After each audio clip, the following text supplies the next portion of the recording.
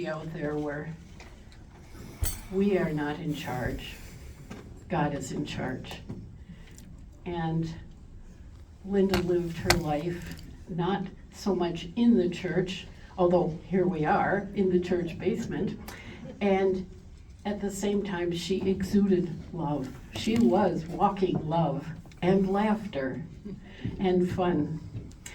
And so I'm going to say that lovely Reformation-style poem done in 1965 by the Byrds. I'll say it again, and you may repeat it with me. To everything there is a season and a time for every purpose under heaven. A time to dance, which we're going to do later, and a time to be born, a time where we gather, like we're doing now, and a time to mourn, a time to plant, and a time to reap, a time to laugh, and a time to weep. Life is this continuum. We go on. We have to find strength, but mostly we find strength in this community. And look at all of us gathered here to honor Linda. I understand that Linda was not just a nurse at Hennepin County. She was a loved member of that staff. And one part of Linda's life, as you all probably know, was she was a fantastic nurse.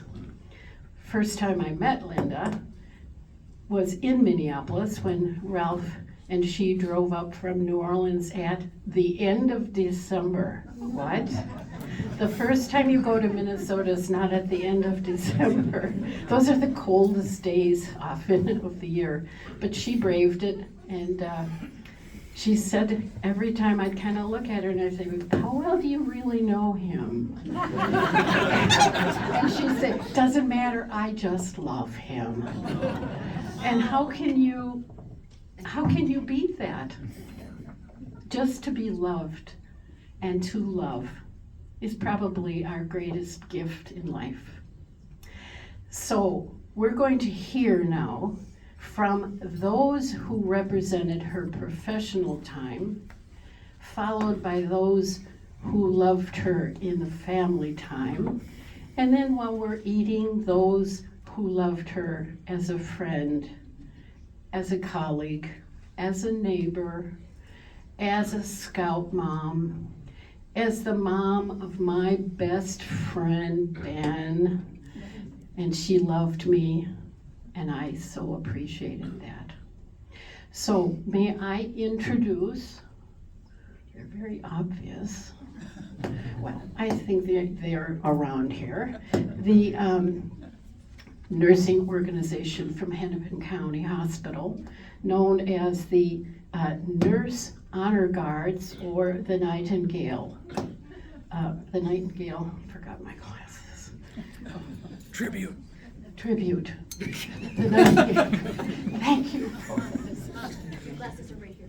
Oh yes, my glasses.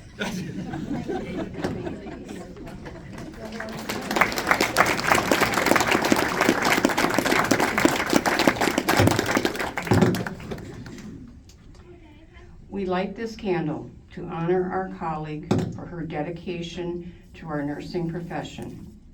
The lamp symbolizes the light that a nurse becomes for her patients and as a symbol of hope and comfort.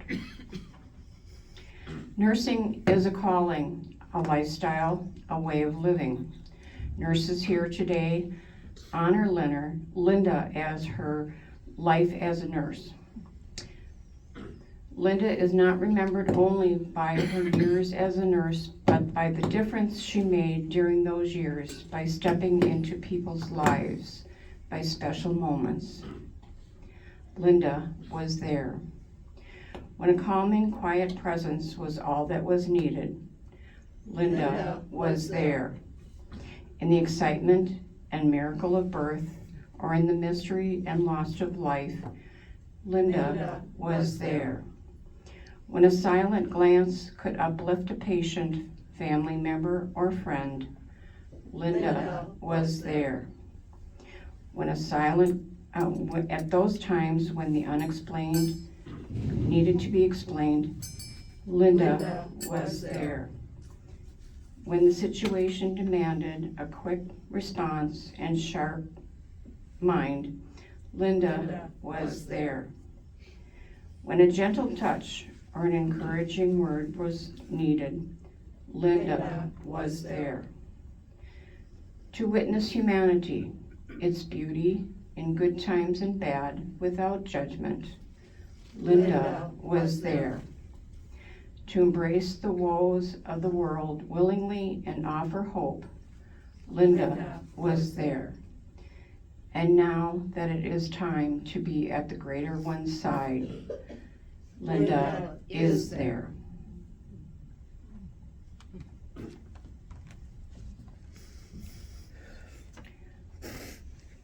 Linda, we honor you this day and give you a white rose to symbolize our honor and appreciation for being our colleague.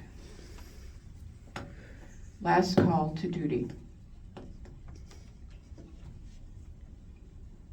Linda.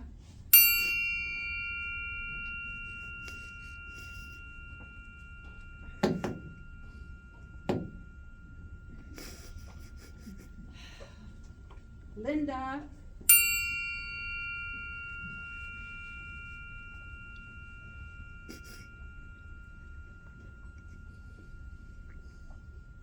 Linda.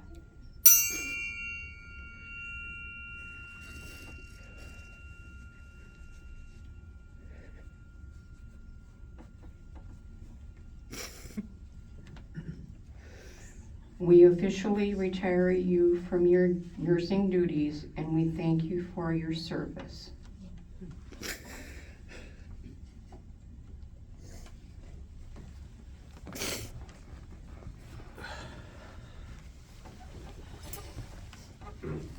Thank you so much.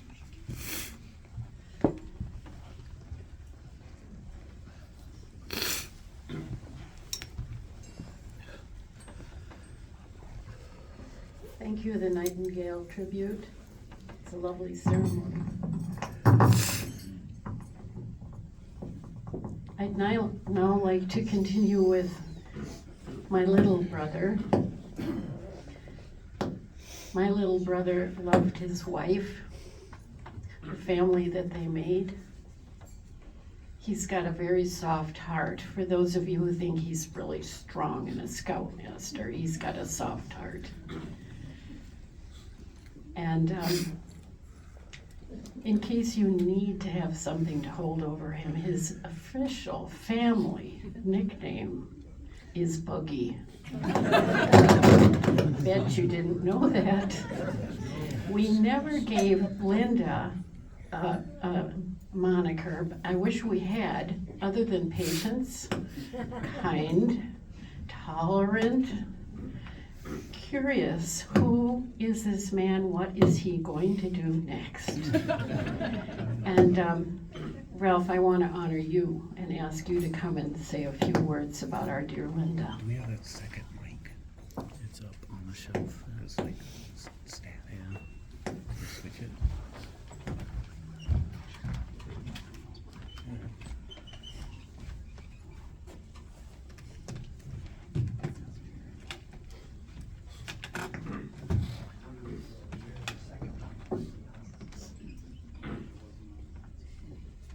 Check, check. Can you hear me? Yeah. Let's try that one.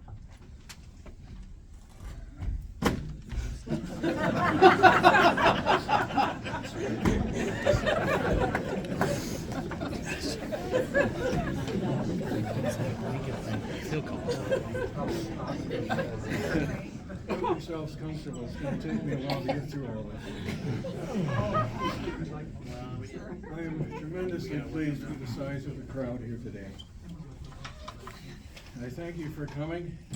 Your presence is an honor to me, my family, and to Linda.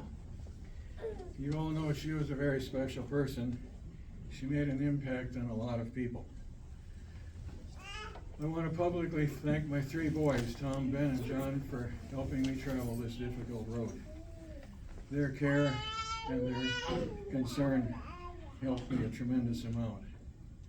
I've thought a lot about this speaking opportunity. I could get up here and talk about weepy and sappy things, or I could talk about goofy and happy things. I think I'll talk about the latter. It'll be a lot easier. This whole thing started after I went on active duty with the U.S. Army in the fall of '73. After advanced training at Fort Eustis, Virginia, and airborne school at Fort Benning, Georgia, I was assigned to the port of New Orleans, where the Army moved DoD cargo into and out of the Gulf Coast. I soon met an older gentleman named Tony Van Tuyl, who was a civilian working for the Army. He came to the U.S. from the Netherlands after World War II. We traded jokes and stories. By the summer of '74, he started mentioning that he had a daughter. My ears perked up. Weeks went by and he talked about her a few more times. I finally worked up the nerve to ask him if I could meet her, but he said, no, not yet. I didn't realize she wasn't yet 18 years old. A few more weeks went by and he talked about how her 18th birthday party was coming up. I tried to weasel my way into the birthday party, but he was having none of that. I had to figure out a way to meet her. Aha!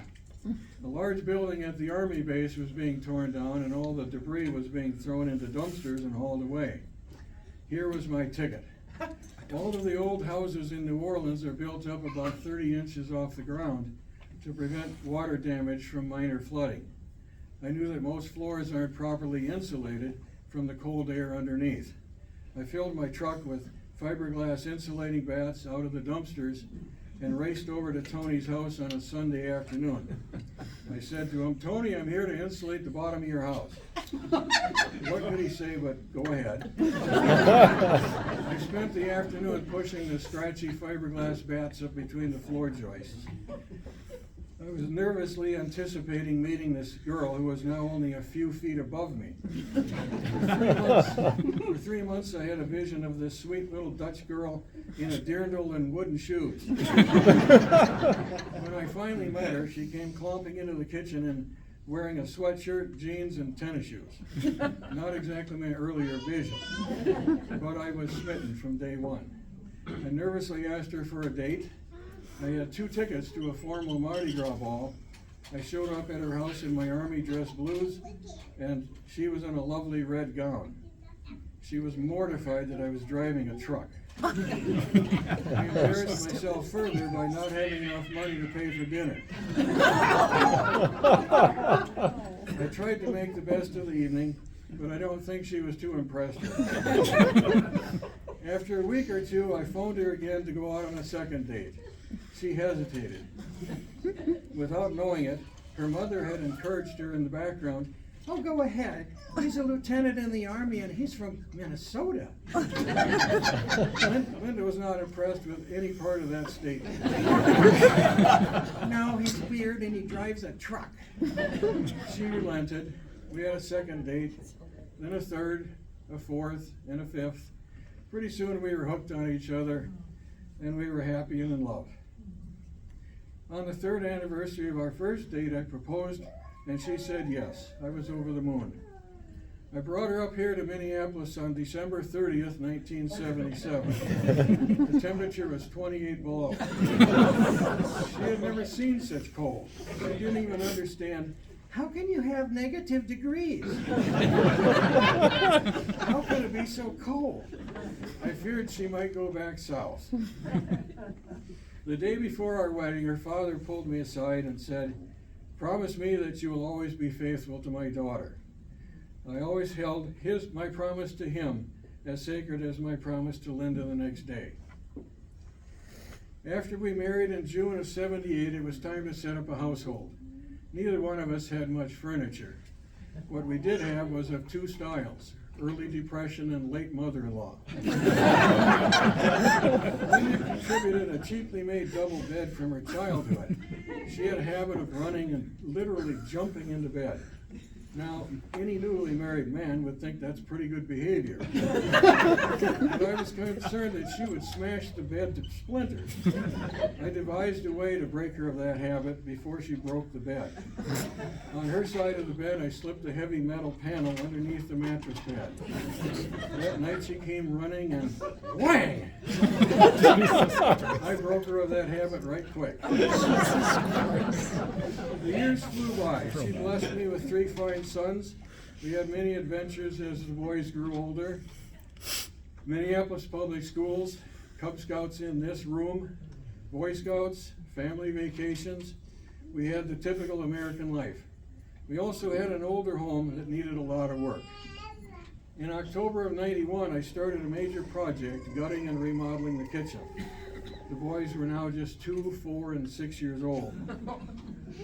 Even though I had promised Tony and Linda I would be ever faithful, I never said anything about not pulling pranks.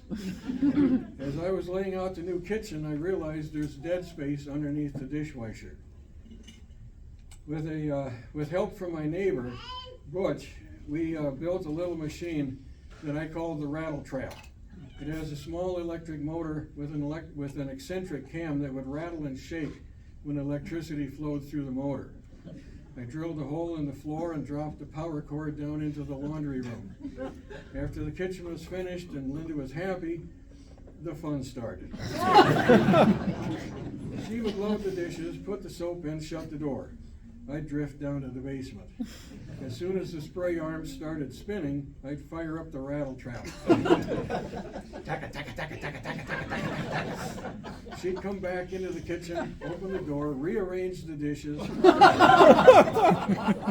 the door, and go out. Well, if once is fun, think how good twice could be. Back she'd come, uttering some blue language. I did this trick about every other year. She never caught on. And that's not the worst of it. While the kitchen was still in bare studs, in the south wall I installed a buzzer from an old microwave oven. Its power cord also dropped down into the laundry room. Once in a while when she was using the microwave, I'd go downstairs and hit the buzzer 4 times. I could hear her clomping into the kitchen and finding the oven still in the middle of its allotted time. She never figured out that one either. Through the years, she and the boys had to put up with other pranks and shenanigans.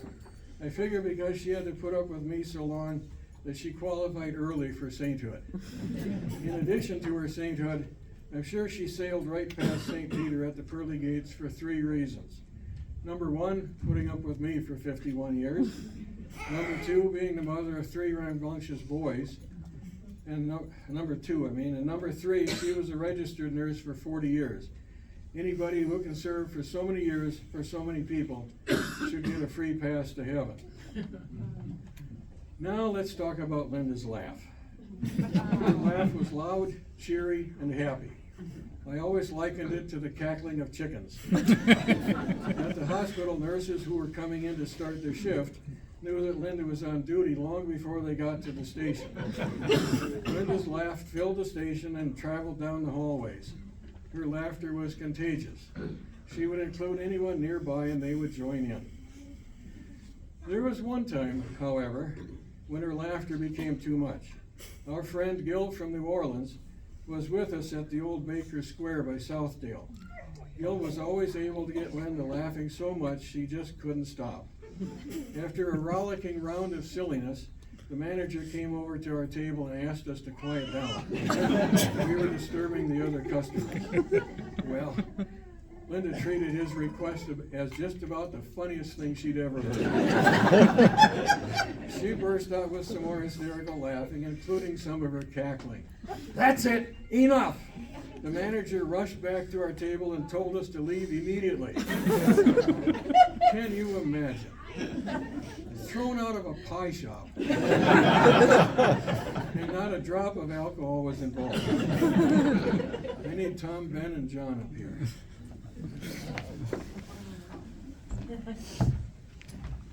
Grab a corner.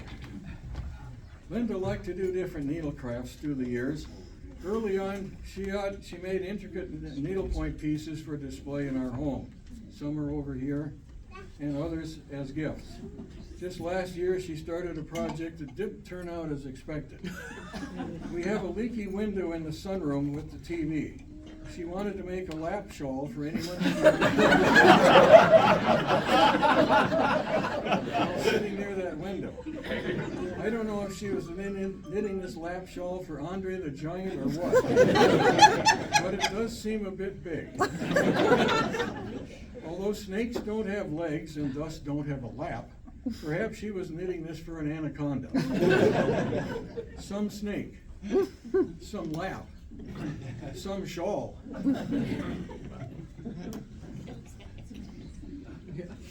I'm learning to live alone. So far, I found only one good thing about living alone.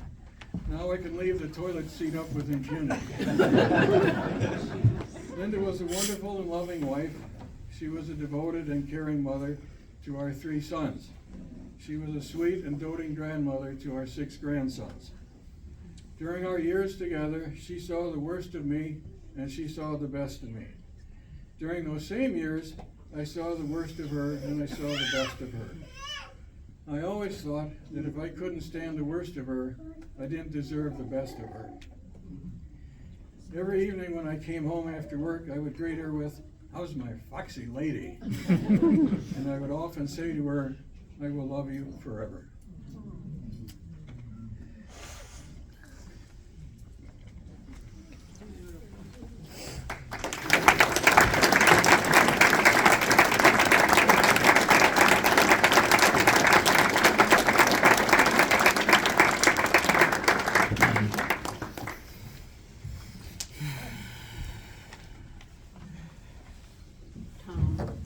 Tom, the firstborn, the dream of childhood. Linda playing with dolls, and what's going to be the first child? It was a son. He was the miracle of her dream. And I'm honored to introduce her firstborn son, Tom.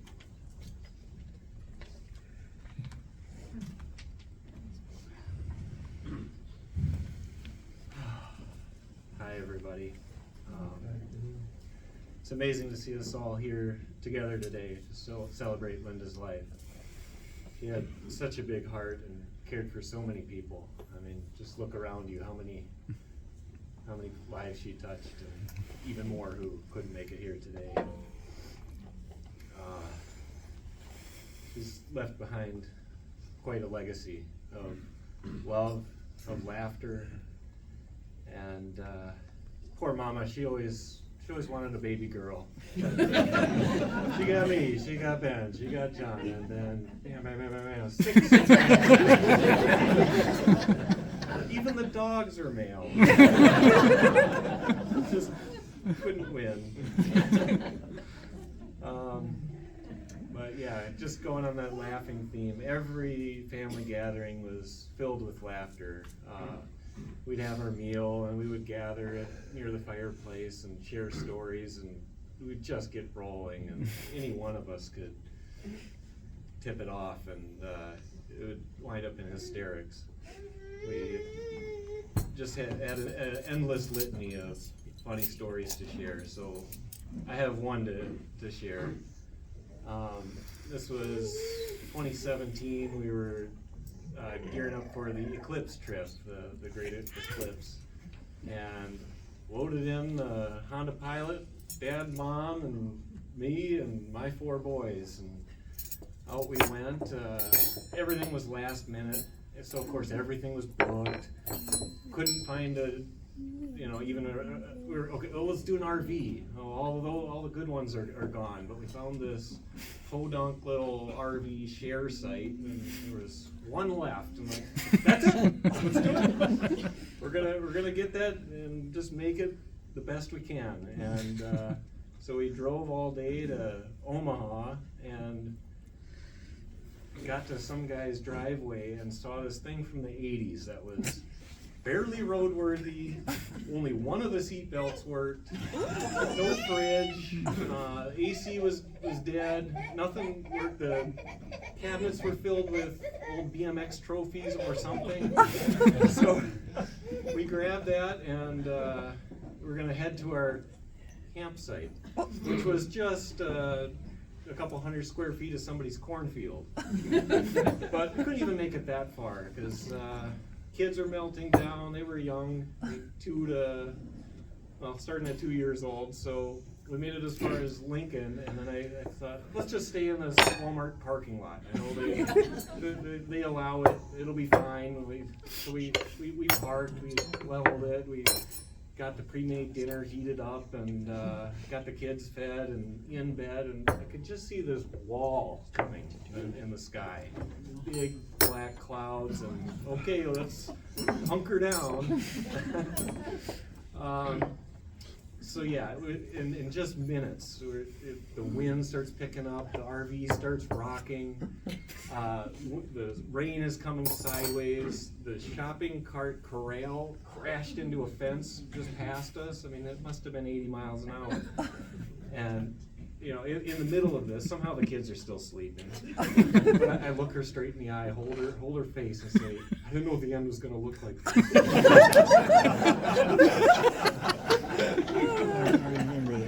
But we made it through. And meanwhile, Beth and Gil are having their own trip, all nice. They got everything lined up, and she's lamenting that, you know, why can't we have nice things? I said, Mom, this is just how it goes. We need this. We need this story because we're going to be laughing about this forever. It doesn't matter. So we made it, and we made it through, and the next day, clouds, just total overcast. So how are we going to see that? Fortunately, we chased this little opening in the sky, drove about 70 miles, and caught an amazing time. It was a spiritual experience, seeing the eclipse and sharing that moment. So yeah, everything worked out great, and we got that damn RV dropped off, and we could just put that behind us. And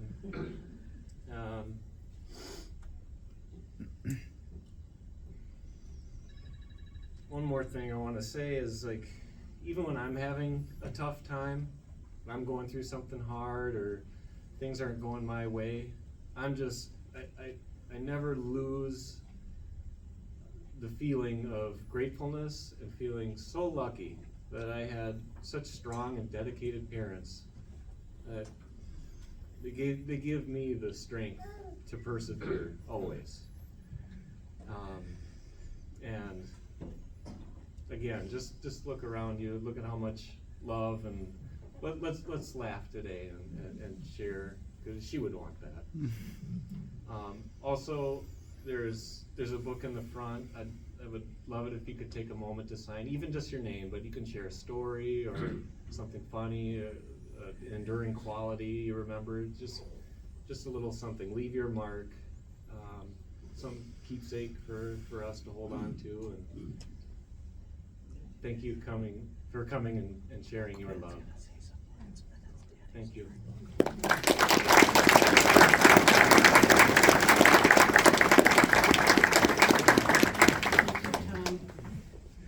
Tom, the firstborn, who didn't get to wear the pink Polly Flinders dresses.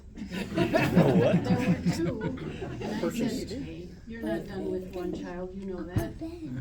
So, pregnant again, and she and Ralph, about 9 months pregnant with our next son, the middle boy, Ben, they said, let's get a puppy.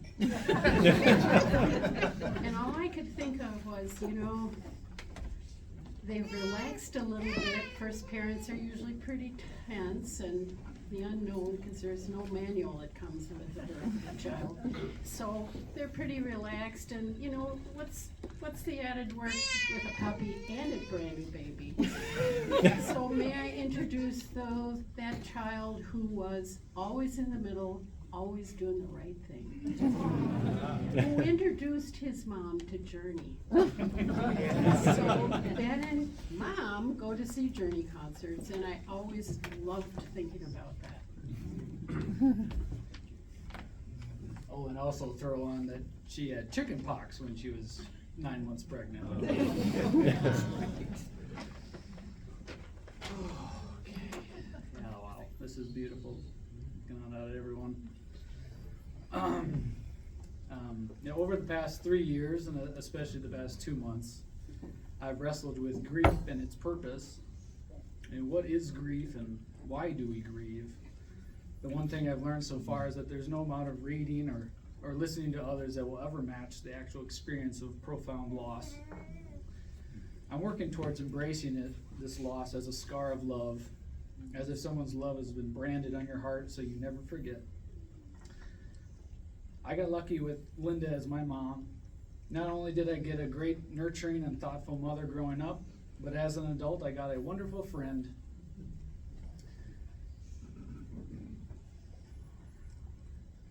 We had so much fun going to concerts, dinners, movies together. She was the first person my wife and I got to go on a cruise with. And when it comes to concerts, we literally lost count of how many Journey concerts we went to. Even though neither of us can sing really well, we were belting out the songs on those nights. And yes, she never stopped believing. I hope people will remember her contagious laugh, as others have talked about, and her love of laughing. I'll miss the laughing fits we'd get into sometimes, where it became this hilarious feedback loop that kept getting funnier and funnier until our stomachs and our faces hurt, or one of us accidentally peed a little. And then it was even funnier.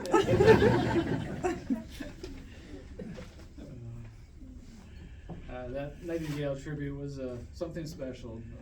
Thank you for them being here. Growing up and even now, I'm so proud of her being a charge nurse at HCMC. For us 4 boys, it definitely was handy having a surgical trauma nurse as a mom. I'm going to miss not being able to call her for advice about some sort of medical issue that seems to always pop up. I got the privilege to work with her at HCMC for 2 years, albeit in a different department. Even in that short time, seeing her leadership and confidence at the hospital was inspiring. I got to see firsthand the respect from her colleagues. There are a lot of her colleagues here, so thank you for being here. People knew and respected her name in the hospital, and for good reason. As a charge nurse, she was in charge, but in a loving way. One important thing she taught me about being a good leader is to, never tell someone to do something that you wouldn't do yourself. I wish more leaders would live by that. Another proud skill of hers was knowing that she was the IV queen. Anyone had a tough stick? Go get Linda.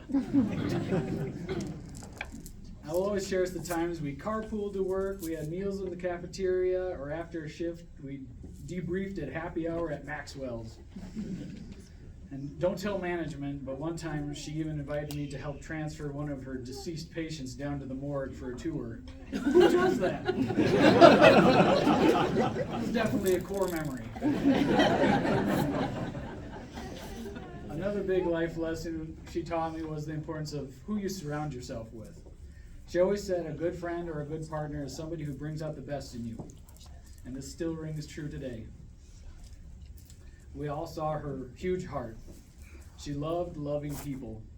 She obviously loved us boys, but as we grew up and started dating more seriously, she very easily became attached to our girlfriends.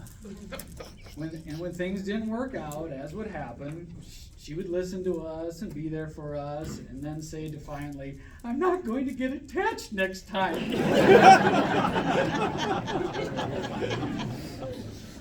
It was always entertaining to see how long that lasted.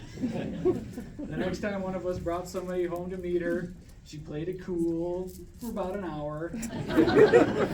Pretty soon the gals would be gabbing and laughing about who knows what. And I just knew she couldn't help herself. She lived with her heart wide open. And she was always my biggest cheerleader. From shuttling us around the scouts, or as we made our Pongo movies, getting me to guitar practice, or always coming to my pottery and art shows, she was always there. I'm really gonna miss that energy and encouragement.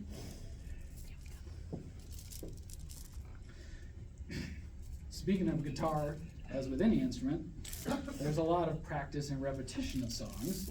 Sometimes I know she was silently annoyed with me playing Iron Man over and over. Me too. But I also had a softer side. The song I'm gonna play at the end of my eulogy was a song I would play for her from time to time when she was ready to go to bed and Ben had to turn down the guitar. That, as she was dozing off, I'd sit in the darkened room and play for her. The song is fittingly called Lullaby. At the time, I thought it was a nice way to say thank you for all the time, money she spent getting me lessons. I never really appreciated the lyrics until, sadly, a couple of years ago when my wife Whitney lost her mom to cancer.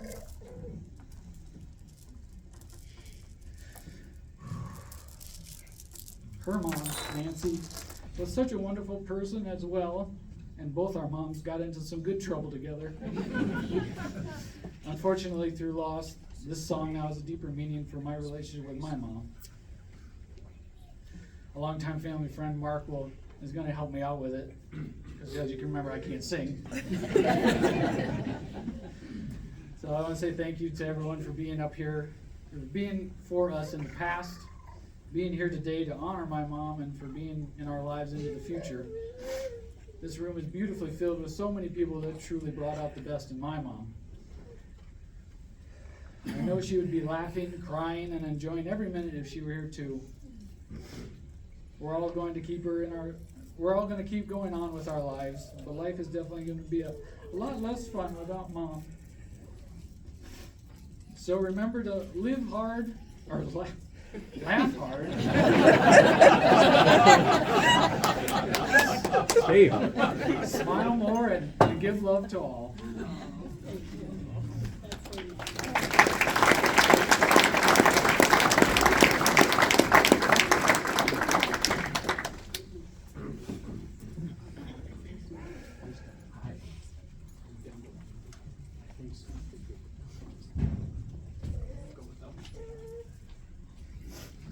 Hi, I'm Mark.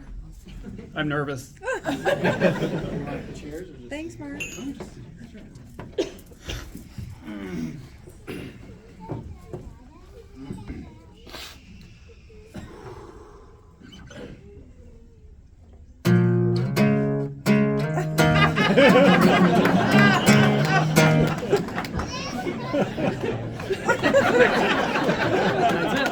That's it. I will not be singing Iron Man. Okay.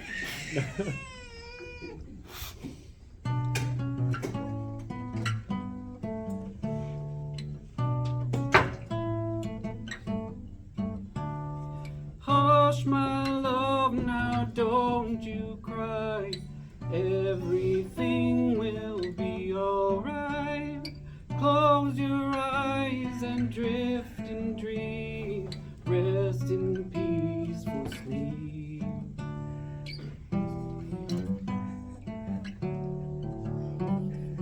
If there's one thing I hope I showed you, if there's one thing I hope I showed you, just give love to all. Just give love to all. Just give love to all. Just give love to all.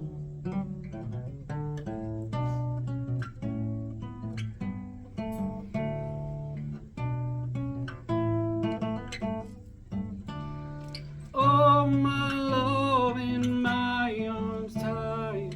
Every day you give me life as I drift off to your world. Rest in peaceful sleep.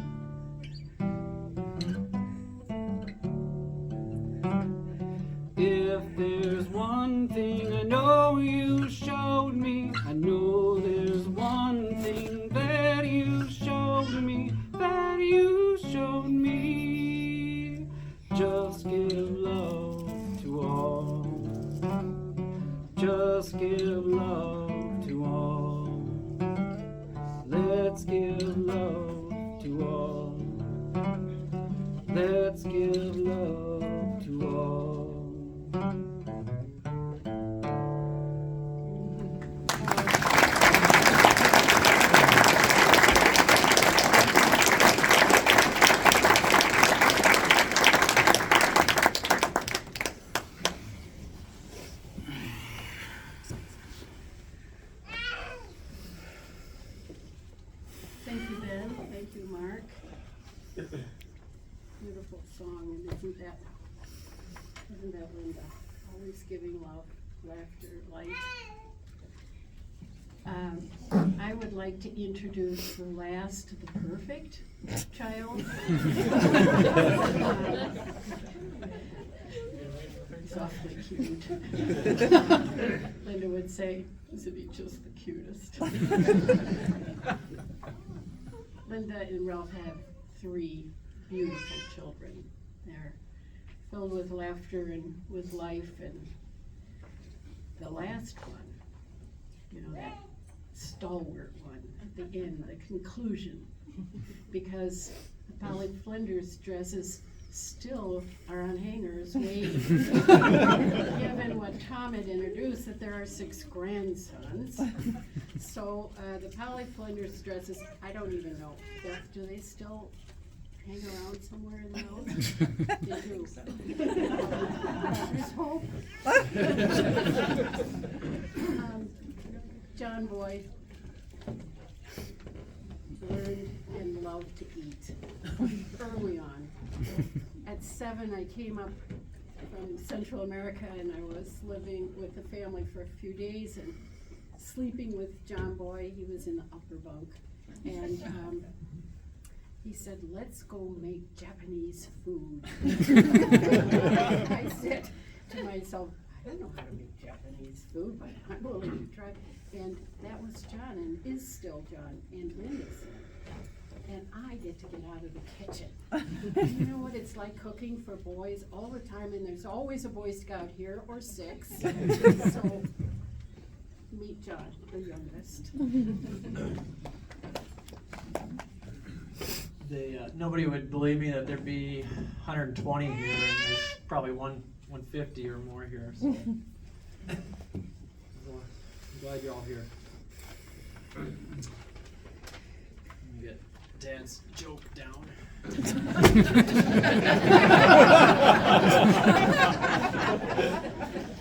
Probably made on scrap paper. Like.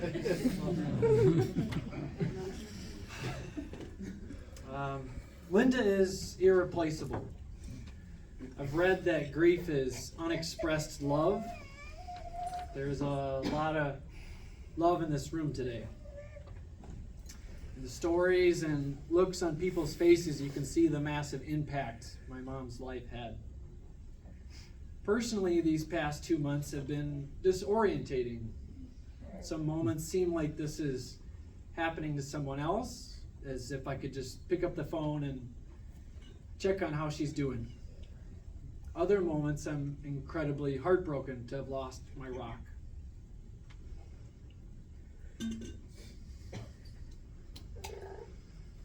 She was the foundation of our family, the center of all gatherings, provider of emotional support to us boys, and the definition of stability and unconditional love I aim to emulate. I feel now family roles shifting, but take solace in countless others having done the same before me. I found comfort in talking with other people my age who have lost parents. Here's some advice. Replicate the love you received from this person onto others. It helps.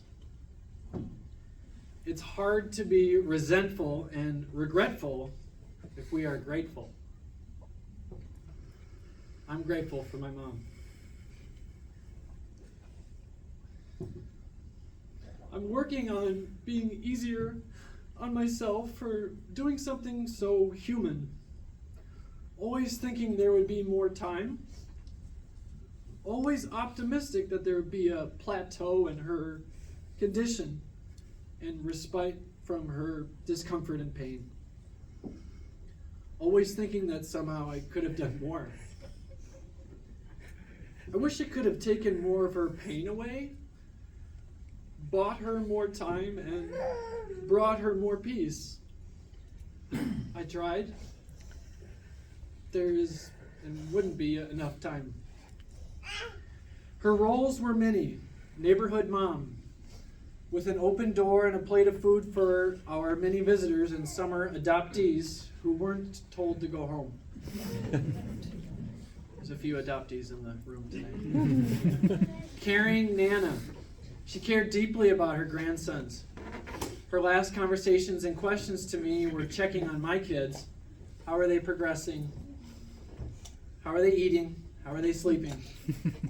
Bringing my boys to the house near the end were the last happy moments I saw of my mom. It felt like giving her relief. Nurse hotline.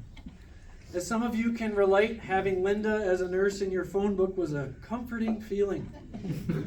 She was the first one I reached out to with a medical question. She seemed to be her most confident self in telling people, "Oh, you'll be fine."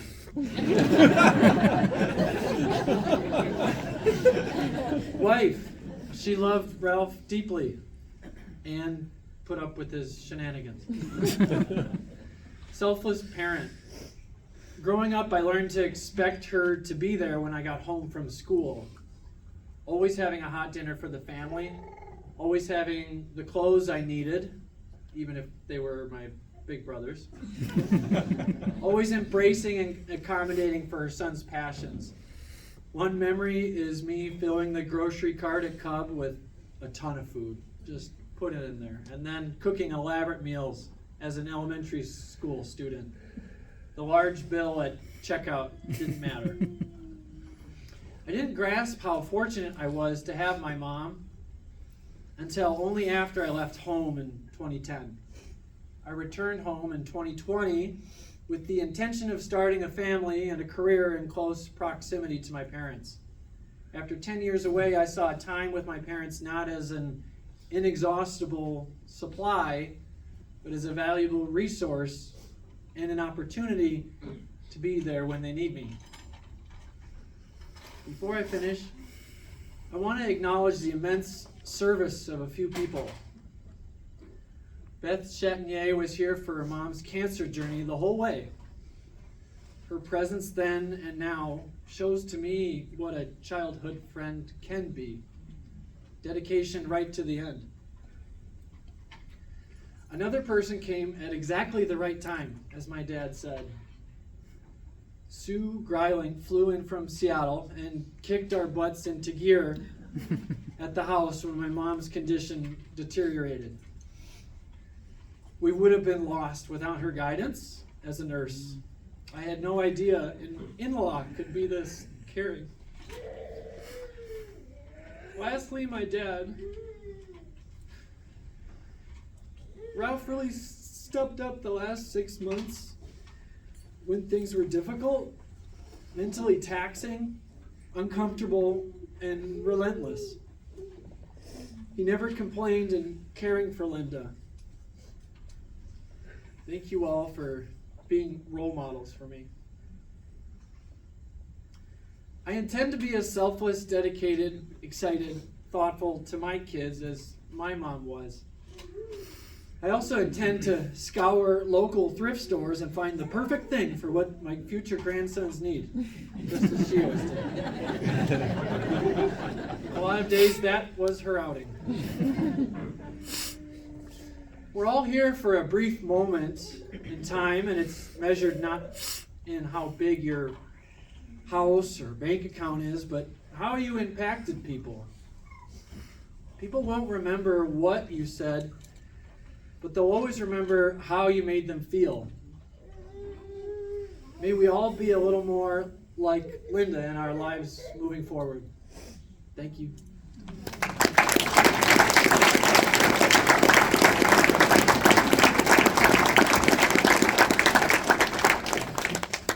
Wonderful boys. Thank you, John. Firstborn grandchildren, you know, are perfect. And we get to hear a beautiful piece of music by Gabe, who's never had, I don't think, a formal piano lesson. Is this Rachmaninoff today? What are we doing? What are you going to play? Get up there and introduce. Thank you. This is Gabe, the firstborn grandchild. Hey everybody. Hi. I'm not going to give some long speech because I know I'd never make it through, but I'm going to play a piece for you today called Panacea by Rich Freeland. So, thank you.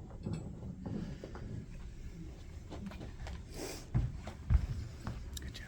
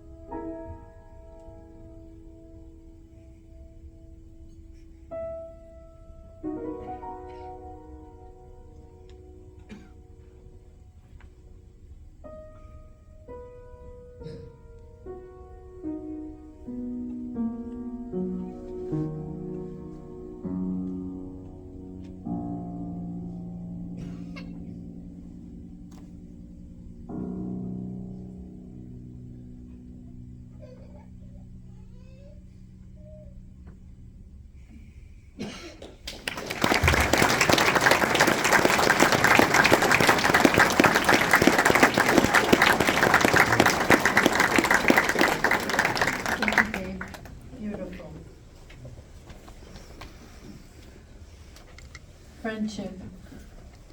Is there anything better than the word my friend? Beth Chatinier was Linda's best friend since 1970. You do the math. That's a pretty glorious statement. I have known Beth for most of that time. She's always there. Linda always had brighter eyes when she talked about her friend Beth and her great husband Gil. Together they're a dynamic team, and in the last year I've got to know both of them a bit better, and they are marvelous people. They were there to the very end, and for that I'm grateful. Beth, we'll start on a happy note, because there are a lot of pictures of you happy over there. And she's going to share a few words with us. She no longer lives in New Orleans, where you saw most of those childhood pictures taken, but she's now in Huntsville. And they drive straight through. It's over 1,000 miles. That's what friends mean. I'm going to get there for her. Beth?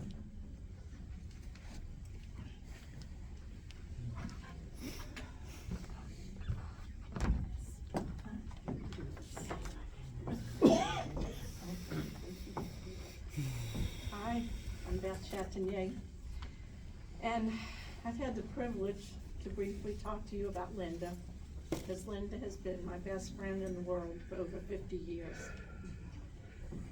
I could spend the next few hours talking to you about Linda, but I won't do that because Linda would have hated that. Instead, I will condense what I want to say in just 3 observations that result from over decades of family vacations, girls-only trips, Caribbean cruises, hospital stays, emergency room visits, and tear-laced phone calls. The first of 3 is priorities. Linda's priorities were dictated exclusively by the need and desires of her family and friends. This made her the foundation upon which her family could be built. The second one is toughness. To the casual observer, Linda may not have seemed to be very tough because of her typically pleasant and compliant demeanor. Those of us who know her well know that in the rare instance when it was necessary, Linda could make a grizzly bear cry. And finally, Linda could laugh. As everyone before me has pointed out, she laughed easily, often, and sometimes way too much. But that's another long story.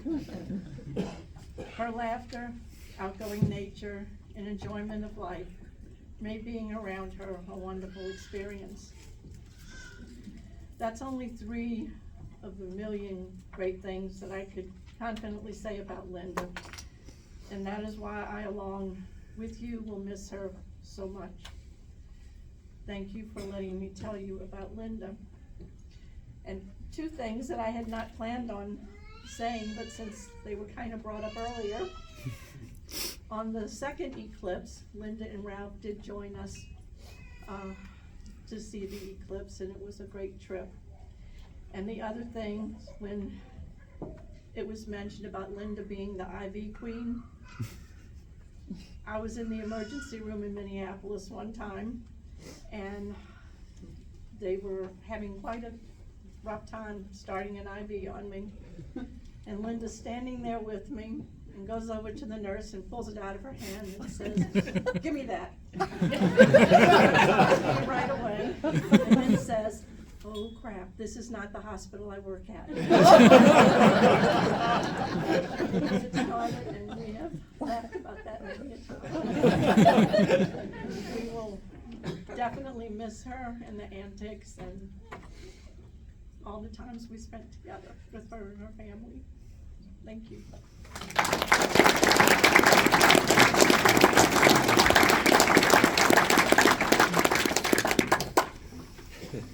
I know in Beth's kindness, the those stories. We'll continue get to know her. She's a wonderful woman. Talking about taking charge. Linda's best Minneapolis friend is also named Karen, but she's not got that Karen connotation that some of us do. And she's talking about taking charge, and I don't know the full background story, but she's not known in the hospital as Sippy. She's not known as Karen, but rather Sippy. And there's a story there, evidently. And Karen, you get to share it if you want, but likely you have wonderful colleagues' stories to share, and I look forward to hearing your words. Thank you for being a part of this.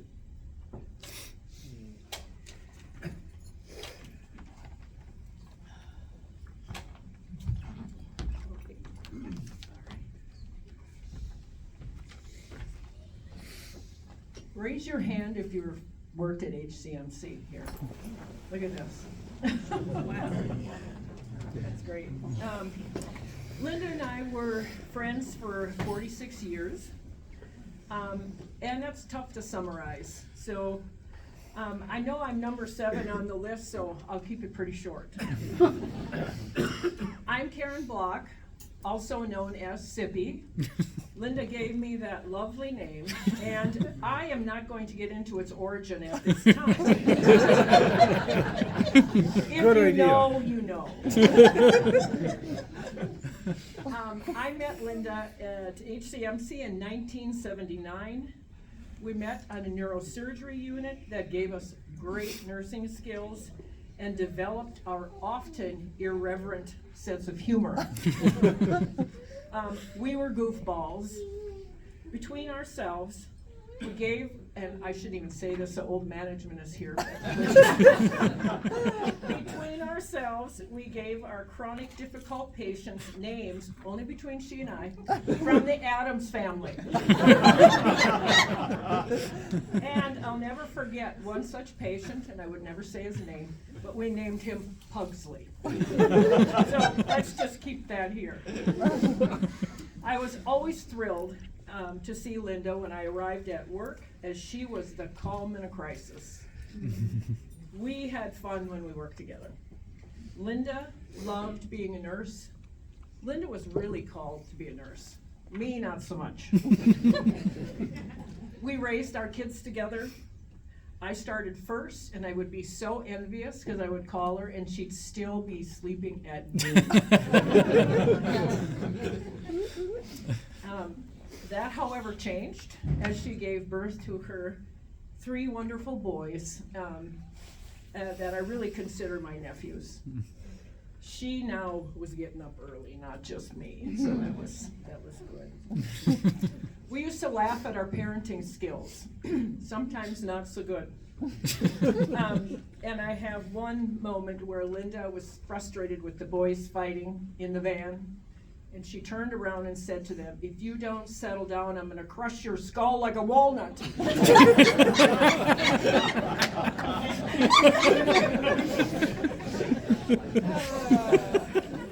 And the boys, I recall Tom blowing up microwaves in the driveway. Ben referring to their car in their house as a bum car in a bum house. And John on vacation with his arms up to his elbows in our treat box in our cabin, say, "I wasn't going to take anything or nothing."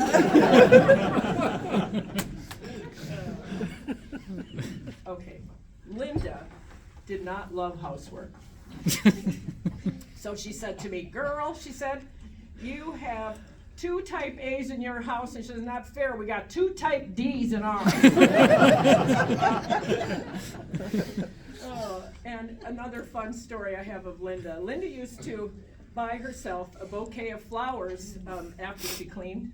Yes. Well, that quickly changed, and she started buying flowers before she got started.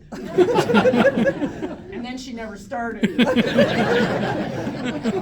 I always loved her expression that she was going to pass the vacuum. Is that a New Orleans expression? Pass the vacuum, you just pass the vacuum. Anyway. On a more serious note, Linda's cancer was supposed to be a cure. The devastating news of its metastases was awful. She gave it her all with the chemo treatments, but it was just too aggressive. Ralph and boys, you took such good care. You should feel so good. I mean, really, you guys really were. I told Linda that she could say anything to me in terms of her fears and needing to talk about dying. That wasn't easy for Linda, but we did. And she said to me one day, I've had enough. It wasn't long after that that she died. We had those conversations when we were alone, and I really consider those conversations sacred, and I miss her. My granddaughter Ava, when Linda died, asked me what I needed when Linda died, and I said, oh, I don't know, but my Ava loves to write, so she wrote a poem for me. It's called Once in a Lifetime Friend. You, my friend, were the rainbow on my cloudy day, the chalk on my gray sidewalk. You answered the phone on the first ring when I so desperately needed to talk. My shoulder to cry on, the name first suggested in my phone. Together we've lived and we've learned, we've shared and we've grown. I'm often reminded of you when life feels a little extra. Sunny when I hear a song or a joke you thought was funny. My friend, you've moved on to a better place. I miss you as I repeat this silly little rhyme, but make sure to save me a seat because we haven't seen each other for the last time. Dedicated to Linda Greiling, a once-in-a-lifetime friend. Thank you.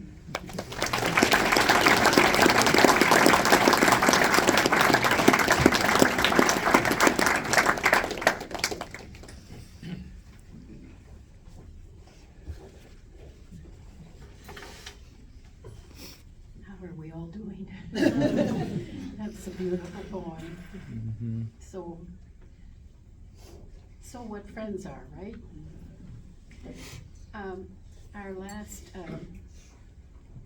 speaker is probably known to most all of you.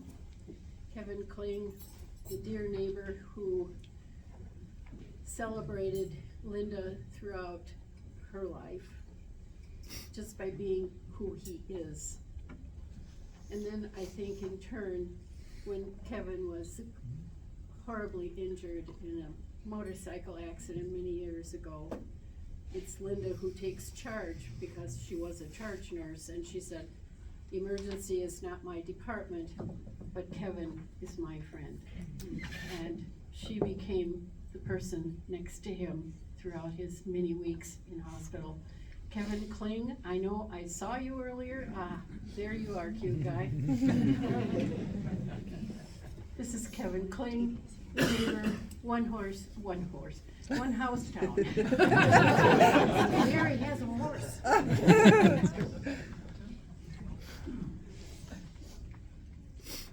Our two houses down, Lee and Rachel, are in between. So Ralph and I, we call ourselves the bookends from hell.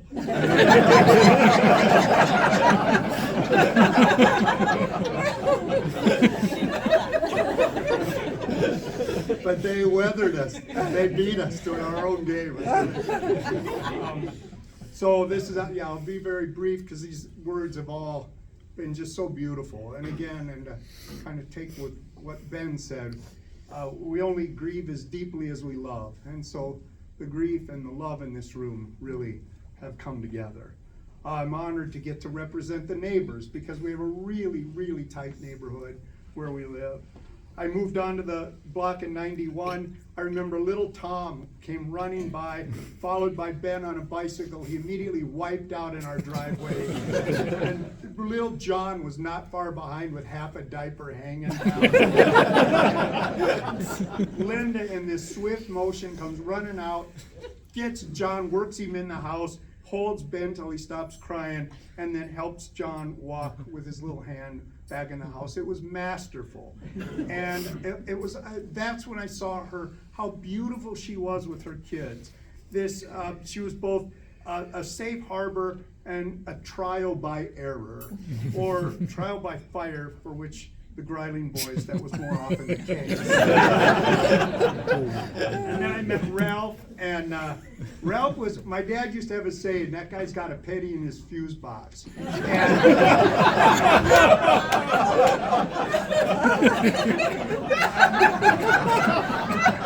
Leaving it there. So I learned this very eccentric family was just a representative of the neighborhood. And it was very eccentric. And how did Linda end up there? I always wondered. She seemed so normal. She seemed like Marilyn on the Munsters. Remember the one normal girl on the Munsters? She was this anomaly, this harbor of sanity. But then I learned how wrong I was. She was quietly the queen of the madness on the block.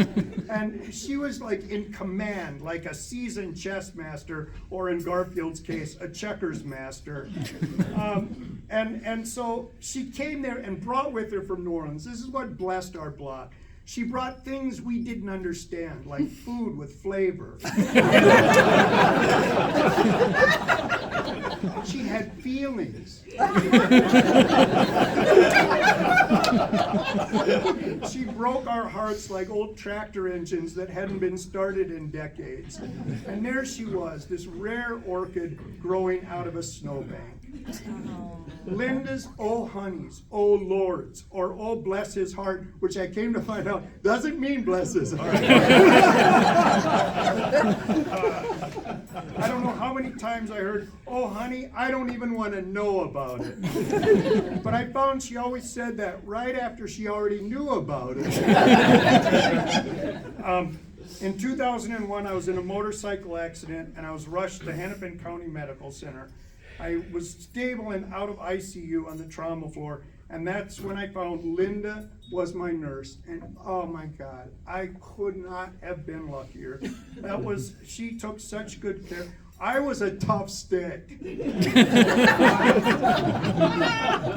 Over the next several weeks, she came to know more about me than a neighbor really ought to know. And really, I couldn't have been in better care. Linda was the best nurse you could hope for and seemed to know that I needed something even before I knew it myself. But one day she pulled an event that even in the high Greiling standards stands in legend. One night, she pulled something off. Linda and Ralph and Mary walked into my room holding blankets, but these blankets seemed very active. Being on morphine, I didn't really pause. It was okay. But then they pulled them back, and there were our two wiener dogs. And I have to say, a wiener dog is not a therapy dog. I mean, you don't bring a wiener dog in to solve a problem. You tell a wiener dog, no, it hears, try another way. And it's like, what does this tube do? But that honestly was the turning point in my recovery. I know Linda had planned this to perfection because it was like she was saying, we've pampered you long enough, we need the bed. And it was true. She was a healer in a true sense. She'd soothed the pain as she dispensed the medicine. Most of all, she did what was simply done by just her presence. She held a moment, and her eyes betrayed the secret delight she found in audacity. Cajun cooking, it said, hits every part of the tongue at once. And Linda was hot and cool, sweet and sour, all at the same time. A beautiful paradox. She didn't suffer fools, and yet surrounded herself with us.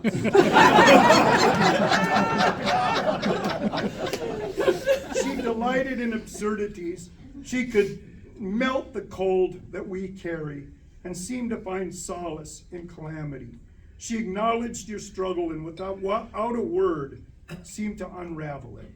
A combination of wisdom and wonder, the divine that lives in the everyday. In her paradoxical manner, I will miss her, and at the same time, she will always be with me.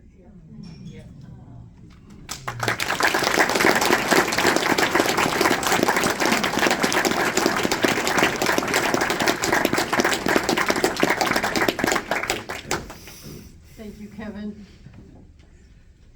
Friends, so valuable for all of us. I'd last like to introduce my other younger brother, Richard, who's going to bring our celebration of life to a close, but I wanted to add something that touched my heart yesterday morning. I was here with the boys, kind of being just auntie, and I came across this beautiful This has been great. memory book that's waiting for your signature and thoughts, if you have any, or memories.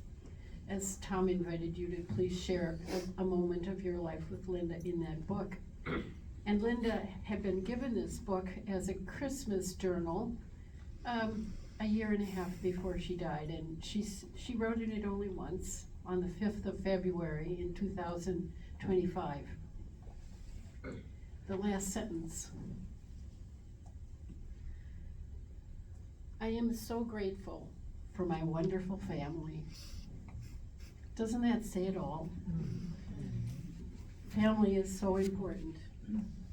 And I treasure my family, my brothers, their families. We just hold each other close. The family of colleagues, the family of neighbors, the family of maybe there's an enemy here, I don't know. But, you know, it's a gathering held together, everybody said, by love. And that's what's brought us all here. So I introduce to you now my other younger brother, Richard. Yeah. Maybe you need help too. Huh? You did it. I'm glad you got your purple on, honey. It's May Day or day after May Day. Yes, that's true. I'll take this. This has been a blast. It's been fun.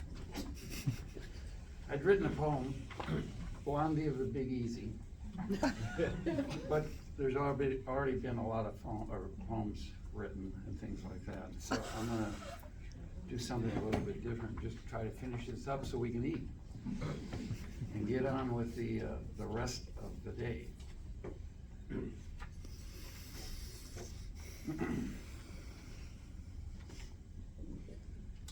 Linda had an ability to focus and quickly problem solve. We've certainly heard a bunch of that. Whether it was in the hospital, at school, or on a playground, or even in the front yard. Oda's mangling his jaw in a fight with a lawnmower, or Ralph wrestling with and being pinned, and this is literally true, by a pickaxe. And this, the boys might remember. Before our return drive to Anchorage in August of 1996, how does one remove sticky chocolate brown Matanuska glacier mud hanging and clinging head to toe and in every skin fold and body cavity of Huey, Louie, and Dewey? Totally unprepared, 40 miles from nowhere, and having no soap or towels, Linda's solution was simple. Force each naked, howling boy to stand 5 to 7 minutes in an icy cold stream. While she and Ralph, of course they were standing in it, rinsed, rubbed, re-rinsed, scrubbed, and re-rinsed away the sticky mud. And I mean sticky mud. To onlookers, anybody who's walked through a glacial silt knows what I mean. To onlookers drawn to investigate the loud screaming, I explained it was merely parental tough love. Notably, we somehow had the foresight for the trio to strip naked before they began body surfing in slick, sticky mud. Linda was fun-loving. We've certainly heard that again, so I was prescient in writing these words. Whether before or during a meal, the monthly gathering of neighbors, even a casino or two, and never afraid to make a self-deprecating statement that would quickly relieve a grievous misspeak, a cuss word, or tension caused not by her, but by or between the boys, Ralph, or others. Linda was sensible. Oftentimes the quiet part of her, she'd listen carefully and distill her thoughts into meaningful questions or statements. Or a quick, oh my gosh. Linda poured out unrequited love.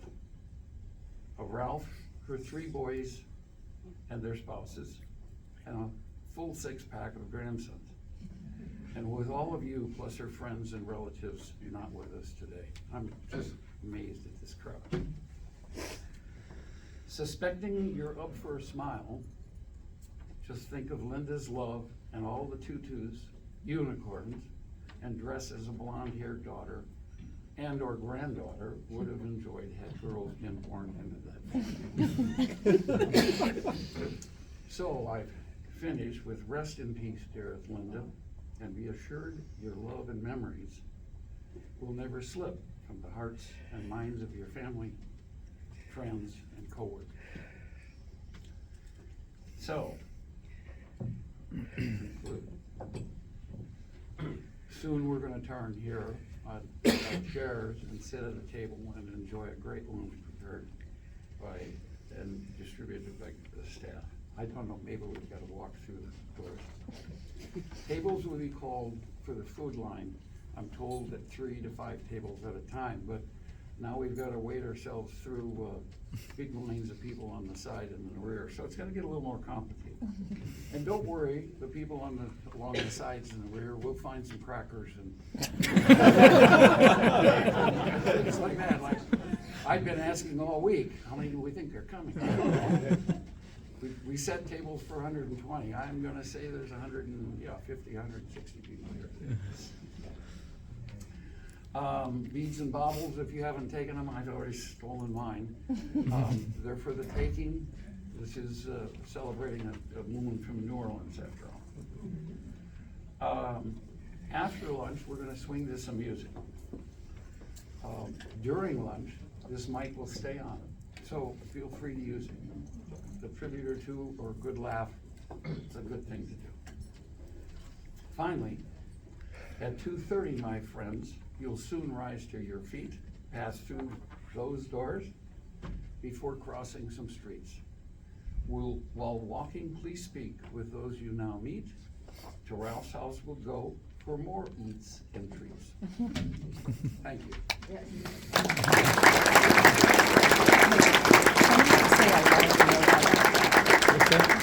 Yeah, we will. And hang on to your napkins, because I'll continue to use them, and maybe some of you will too. Who's, you and Karen gonna kind of direct now? Yeah, we're waiting on some directions from those who know.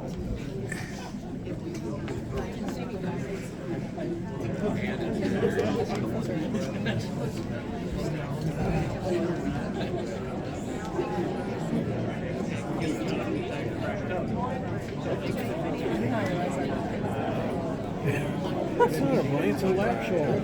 I mean, the one I made is, I think, that big too. All right.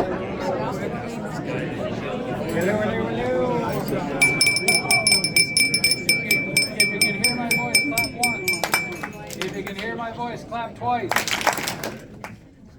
All right.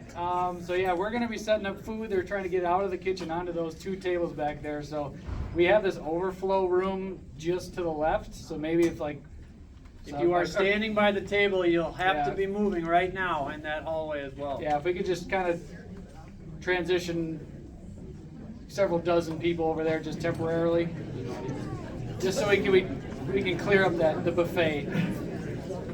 I love the standing room, I love it, but it also comes with some logistical issues.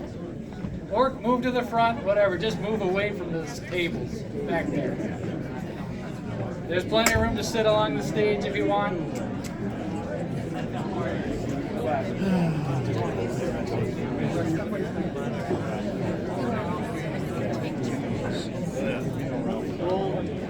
It'll be these. These are gone and get the table set. Let's see if that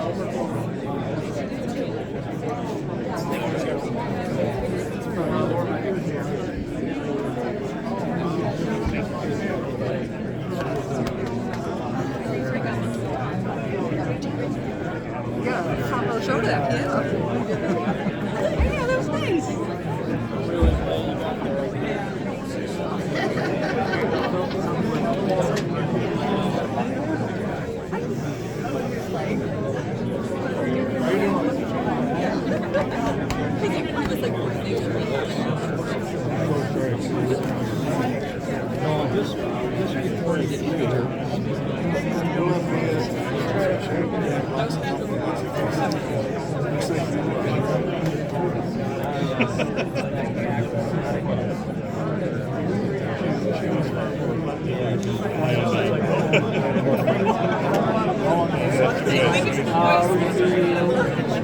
Where'd you wind up putting them?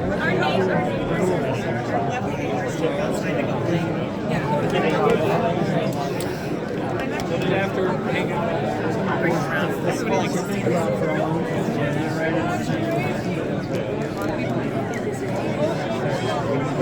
Yeah, we got it. Standing. I will wear my whole way.